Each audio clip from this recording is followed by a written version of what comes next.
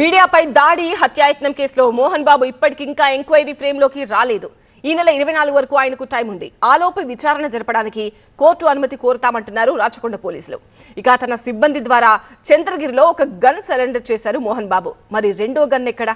Clarity ఇవ్వాలని notice ఇచ్చారు పోలీసులు. స్పందించకపోతే అరెస్ట్ తప్పదన్నారు. మరోవైపు జల్పల్లి తరహాలో రంగంపేటలో మీడియా ప్రతినిధులపై బౌన్సర్ల దాడి కేసులో కూడా ఉచ్చు బిగుస్తోందా?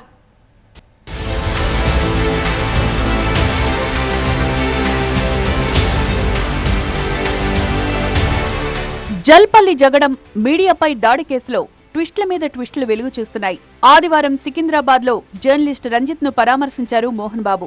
దాడి ఘటనపై జర్నలిస్ట్ సమాజానికి క్షమాపణ చెప్పారు. కట్ చేస్తే సోమవారం ఆయన చిత్తూరు జిల్లా రంగంపేటలోని శ్రీ విద్యానికేతన్లో ఉన్నారు.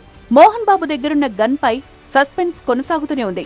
వాటిని డిపాజిట్ చేయాలని పహాడీ షరీఫ్ పోలీసులు మోహన్ బాబుకు నోటీసులు జారీ చేశారు. స్పందించకపోతే అరెస్టు తప్పదని స్పష్టం చేశారు రాచకొండ సిపి సుధీర్ బాబు. ఇక మరోవైపు రంగంపేటకు వెళ్లక ముందే మోహన్ బాబు తన డబుల్ బ్యారెల్ గన్ను చంద్రగిరి పోలీసులకు సరెండర్ చేశారు. ఈ నెల 13న PRO double barrel gun deposit చేశారని చంద్రగిరి పోలీసులు ప్రకటించారు. ఒకటి సరెండర్ సరే, మరి రెండో గన్ ఏది, ఎక్కడ? ఆ పిస్టల్ను ఎప్పుడు ఎక్కడ సరెండర్ చేస్తారనేదే సస్పెన్స్ గా మారింది.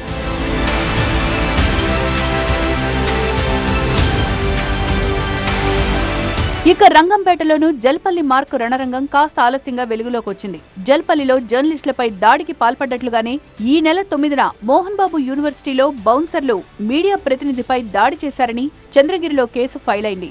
మీడియాపై దాడి ఘటనలో 7 నిందితులు కూడా గుర్తించారు చంద్రగిరి పోలీసులు. పరారీలో ఉన్న నిందితుల కోసం గాలిస్తున్నామన్నారు. మరోవైపు జల్పల్లి జగడం జర్నలిస్టులపై దాడి కేసులో మోహన్ బాబు ఇంకా విచారణకు హాజరు కాలేదు. నిన్న ఎప్పుడైతే యశోద హాస్పిటల్కి వచ్చిన తర్వాత ఆయన మళ్ళొక ట్విస్ట్లో అది తిరుపతికి వెళ్ళడం జరిగింది.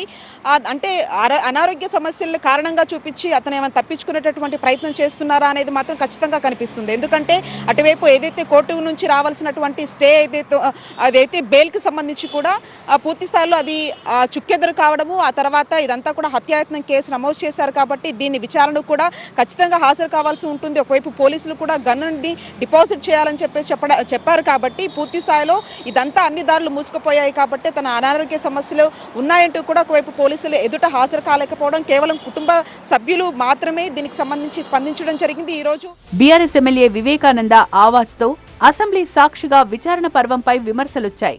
మోహన్ బాబు గారు ఇంత క్లియర్గా ఓపెన్గా దాడి చేయడాన్ని చూసినాము.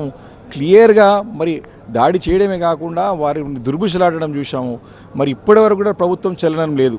మరి ఇప్పటికే మరి చట్టం తన పని తను చేసుకుంటూ పోతే ఈ పాటికి మోహన్ బాబు గారు అరెస్ట్ అయ్యి జైలు ఉండాల్సినటువంటి సందర్భం. ఎందుకు అరెస్ట్ చేయలేదని చెప్పి ప్రశ్నిస్తా ఉన్నాం ఈరోజు. ఆయన మోహన్ బాబు గారిని అరెస్ట్ చేయకపోవడము, పోలీసులని తన పని తను చేసుకోకపోవడం అని చేసుకొని స్పష్టంగా అర్థమవుతా ఉంది. మోహన్ బాబు మనోజ్ వివాదంలో 3 ఎఫ్ఐఆర్లు నమోదు చేశామన్నారు రాచకొండ సిపి సుధీర్ బాబు. చట్టం తన పని తాను చేసుకువెళ్తుందన్నారు. రాచకొండ పరిధిలో మోహన్ బాబుకు గన్ లైసెన్స్ లేదన్నారు. మోహన్ బాబు దగ్గర double barrel gun, Spanish made revolver ఉన్నాయన్నారు. విచారణలో భాగంగా మరోసారి మోహన్ బాబుకు నోటీసులు ఇస్తామన్నారు. స్పందించకపోతే అరెస్టు తప్పదన్నారు. మన రాచకొండ కమిషన్ నుంచి ఏ వెపన్ ఆయనకు మాకు అప్లై చేయలేదు, మేము ఇష్యూ చేయలేదు.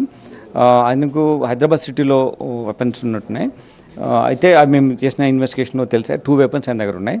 దాంట్లో మేము ఇచ్చిన నోటీసులు ఏంటంటే ఈ కేసెస్ అయినాయి కాబట్టి ఆయన ఇమీడియట్గా సరెండర్ చేయాలని చెప్పాము. మా ఇన్స్ట్రక్షన్ ప్రకారం ఆయన ఒక వెపన్ని చంద్రగిరిలో ఆయన డిపాజిట్ చేశారు పోలీస్ స్టేషన్లో.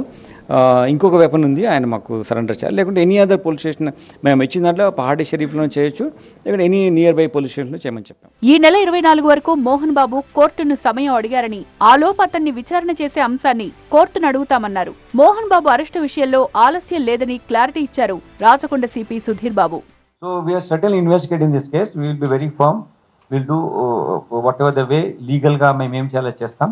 లేదు అరెస్ట్ విషయం లేట్ ఏం కాదు, దాంట్లో మాకు ఇంకా మెడికల్ సర్టిఫికేట్ అవన్నీ తీసుకోవాల్సింది. దాని తర్వాత మేము ఆయన నోటీస్ ఇచ్చాము. ఆయన 24th వరకు టైం అడిగారు. Maybe out of his concern for him he went there. దానికి మేము పర్సే మేము అగేన్స్ట్ చూపించలేము. కాకపోతే ప్లస్ ఆయన ఇంజూర్డ్ అయినాడు కాబట్టి ఆయన వల్ల వెళ్ళి ఉంటారు. కానీ చట్టం ఏ ప్రకారం ఏది తీసుకుంటే అది మేము తప్పకుండా చర్య తీసుకుంటాం. మరోవైపు మంచు కుటుంబంలో మంటలు ఇంకా చల్లారలేదు. తన తల్లి పుట్టినరోజు సందర్భంగా కేక్ ఇచ్చే నెపంతో తన ఇంటికి వచ్చిన మంచు విష్ణు, ఆయన అనుచరులు జనరేటర్లో చక్కెర కలిపిన డీజిల్ పోశారని ఆరోపించారు. విష్ణు కుట్రకు సంబంధించి ఆధారాలను, సీసీటీవీ ఫుటేజ్ను కోర్టులో సమర్పిస్తామన్నారు. తనకు తన కుటుంబానికి రక్షణ కల్పించాలని పోలీసులకు విజ్ఞప్తి చేశారాయన.